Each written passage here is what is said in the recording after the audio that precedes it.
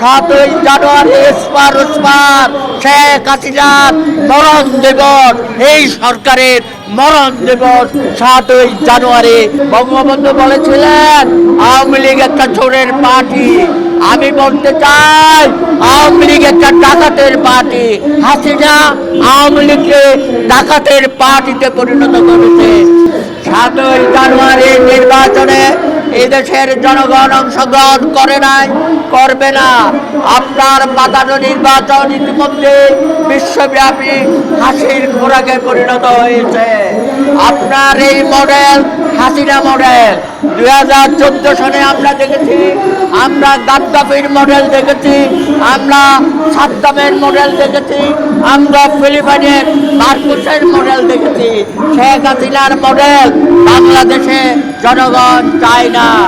আপনি যে পাপ করেছেন, বাংলাদেশের হাজার হাজার টাকা, লক্ষ কোটি টাকা আপনার দলের লোকজন লুণ্ঠন করে নিয়েছে। এই ডাকাতরা, এই দুষ্টরা আজকে 15 বছর ধরে বাংলাদেশের অর্থনীতি ধ্বংস করেছে, সমাজনীতি ধ্বংস করেছে, সভ্যতা ধ্বংস করেছে, আমাদের আইন শৃঙ্খলা বাহিনীকে ধ্বংস করেছেন, প্রশাসনকে ধ্বংস করেছেন, এমনকি সেনাবাহিনীকে দিয়েও আপনার অপকর্মের সহযোগিতা নিয়েছেন। সুতরাং আপনি যদি জবরদস্তি করে পাতানো নির্বাচন, সাজানো নির্বাচন করতে চান, তাহলে জনগণ বাংলার মাটিতে গণতন্ত্র হত্যার জন্য স্বৈর শাসক হিসাবে আপনার এই দেশে বাংলার মাটিতে গণ আদালতে বিচার হবে।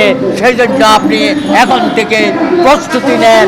কোনো কিছুই জনগণের আন্দোলনকে রুখতে পারবে না। স্বাধীনতার স্বপ্ন শেখ হাসিনার হাতে ধ্বংস হয়ে গেছে, নস্যাৎ হয়ে গেছে।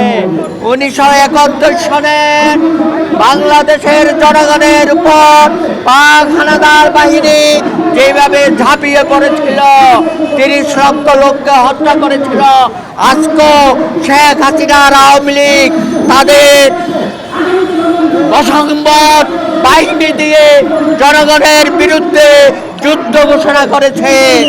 এই যুদ্ধে আওয়ামী লীগ জিততে পারবে না, শেখ হাসিনা জিততে পারবে না। জনগণের বিজয় অবশ্যম্ভাবী। যে ক্ষমতায় আছে উনি সব সময় সংসদকে উনি একটা বণিক সমিতি বানিয়েছে। সংসদ হচ্ছে একটা বণিক সমিতি। উনি সবসময় সংসদে বসে উনি সবসময় বলেন এই জনগণ নাকি ভালো আছে, এই জনগণের কোনো দুঃখ নাই, কষ্ট নাই, কোনো কিচ্ছু নাই। জনগণ এতই আনন্দে আছে যে জনগণের পকেট ভরা টাকা, জনগণের পকেট ভরা টাকা আছে। আপনার দল যারা করে তাদের, সাধারণ জনগণের কোনো টাকা নেই। জিনিসপত্রের যেভাবে দাম বেড়েছে, আপনি কি জানেন যে আপনি আবার ক্ষমতায় আসলে জনগণের উপরে আপনি খর্ব চালাবেন? এই 15 বৎসরে আপনি যেভাবে জনগণের উপরে খর্ব চালিয়েছেন, যেভাবে মিথ্যা কথা বলে ক্ষমতায় এসেছেন, জনগণকে এখন খর্ব চালিয়ে যে ট্যাক্সের টাকায় আপনার জনগণের উপরে যেভাবে নিপীড়ন চালাচ্ছেন, জনগণ আর সহ্য করবে না।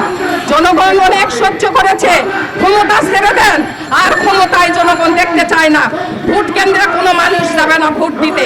আমার অনুরোধ, জনগণ 7 তারিখে ভোট বর্জন করবে। আপনাকে আর ক্ষমতায় দেখতে চায় না। আপনি ক্ষমতায় এসে আপনি কি করবেন? আপনি নিজের দামি নির্বাচন দিয়েছেন। আপনি কোনো কি বিশ্বের কোথাও কি দেখেছেন আপনারা যে নিজেদের দলের লোক বিরোধী দলে দাঁড়িয়ে সেখানে আপনি বিরোধী দল তৈরি করবেন? নিজেদের দলের মধ্যেই আপনি দামি নির্বাচন করছেন, দামি নির্বাচনে আপনি দাঁড় করাইয়ে দিয়েছেন। এই দামি নির্বাচন জনগণ মানে না। পিঠা ভাগ বাটোরা ইয়ের মতো আপনার হচ্ছে কি বলে বানরের পিঠা ভাগ, বানরের পিঠা ভাগ জনগণ আর মানবে না। আপনি বহুত করেছেন, জনগণের উপরে বহুত কর্ম চালিয়েছেন। জনগণকে আর আপনি বিপদে ফেলবেন না। জনগণ ভোট দিতে যাবে না, কেউ ভোট কেন্দ্রে আসবে না। আপনি কাকে দিয়ে ভোট করবেন? ভোট কি আপনার দলের লোকজন দিয়ে ভোট করাবেন? আপনার দলের কোনো লোক ভোট দিতে যাবে না। আমরা প্রতিহত করব। আমরা যারা বিএনপির সঙ্গে আছি, যারা আন্দোলনে আছি, আমরা প্রতিহত করব। আর একটা কথা বলতে চাই, তিনবার প্রধানমন্ত্রী দেশের, তাকে মিথ্যা মামলায় আপনি জেল দিয়েছেন। মাত্র 2 কোটি টাকা নাকি সে লুটপাট করেছে, 2 কোটি টাকা চুরি করেছে।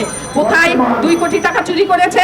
আপনার দলের লোকেরা হাজার হাজার কোটি টাকা, লক্ষ লক্ষ কোটি টাকা পাচার করেছে। সেই টাকার হিসাব কে নিবে? সেই টাকার হিসাব আগে দেন, তারপরে খালেদা জিয়াকে জেল খাটান আপনি।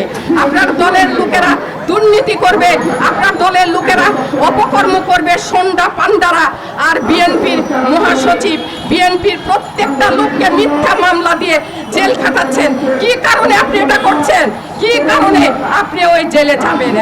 আপনাকেও যেতে হবে। মনে রাখেন, বাপ কখনো বাপকে ছাড়ে না, আপনাকেও কখনো ছাড়বে না। কারণ আপনার পিতা 3.5 বছরে যে দেশ চালিয়েছিল, জনগণের উপরে আপনার পিতাটিও খর্ব চালিয়েছিল। জনগণের, আওয়ামী লীগের সন্ডা পান্ডারা জনগণ সহ্য করেনি। রক্ষী বাহিনীর নির্বাচন, রক্ষী বাহিনীর অত্যাচার,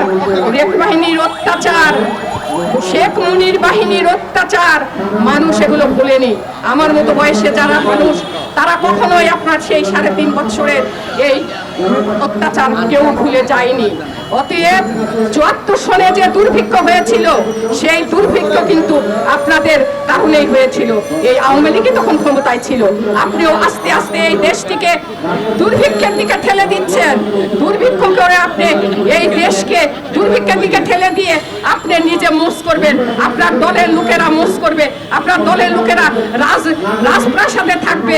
আর স্বপ্ন দেখেন এ দেশের মানুষ সুখে আছে, এই দেশের মানুষ শান্তিতে আছে। এই দেশের মানুষ যদি শান্তিতে থাকতো, তাহলে আজকে ভোট কেন্দ্রে কেন মানুষ যায় না? আপনার 17 যে নির্বাচন হলো, আরাফাত নির্বাচন করলো, কয়জন মানুষ ভোট কেন্দ্রে গেছে? কোনো মানুষ ভোট কেন্দ্রে যায়নি। অতএব সাবধান, এইবার 7 তারিখে নির্বাচন জনগণ বর্জন করবে, জনগণ বর্জন করবে, ভোট দিবে না। আমরা ভোট দিব না, ভোট দিব না, ভোট কেন্দ্রে আপনারা যাবেন না, যাবেন না।